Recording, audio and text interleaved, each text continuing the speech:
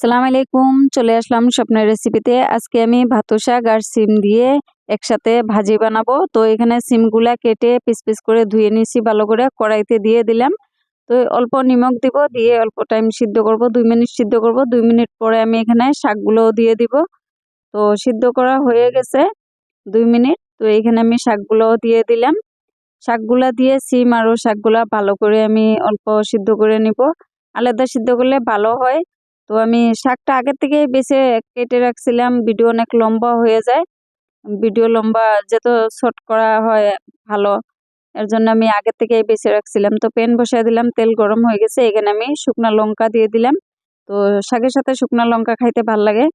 তো শুকনা লঙ্কা 5-6টা আমি বেজে নিলাম। তো ভাজা হয়ে গেছে, আমি তুলে নিব শুকনা লঙ্কাগুলা। তো তুলে নিলাম শুকনা লঙ্কা। এইখানে আমি দিয়ে দিলাম রসুন কুচি, দিয়ে দিলাম পেঁয়াজ কুচি, দিয়ে দিলাম কাঁচা লঙ্কা, আগে থেকেই কেটে রাখছিলাম এগুলা।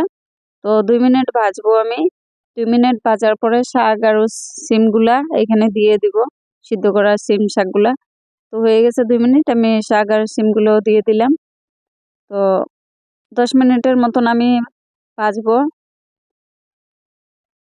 পেঁয়াজ রসুনের সাথে ভেজে নিব ভালো করে 10 মিনিট। তো ভাজা হয়ে গেছে। তো আমি বেশি ভাজবো না, শাক বেশি ভাজলে ভাল লাগে না খাইতে, বেশি নরম নরম হয়ে যায়। তো বেশি ভাজবো না আমি, 10 মিনিটেই বহুত বেশি। তো হয়ে গেছে ভাজা, তুলে নিলাম। তো দেখুন আমার শাক আর সিম ভাজা, ভাতুয়া শাক। তো আমার চ্যানেলটারে সাবস্ক্রাইব করবেন, আমার ভিডিওতে লাইক করবেন, কমেন্ট করবেন। আমি কমেন্টগুলো চাই, কে কি কমেন্ট করছে আমি সবার কমেন্টেই চাই। দেখি, আমি সবার কমেন্টেই দেখি কে কি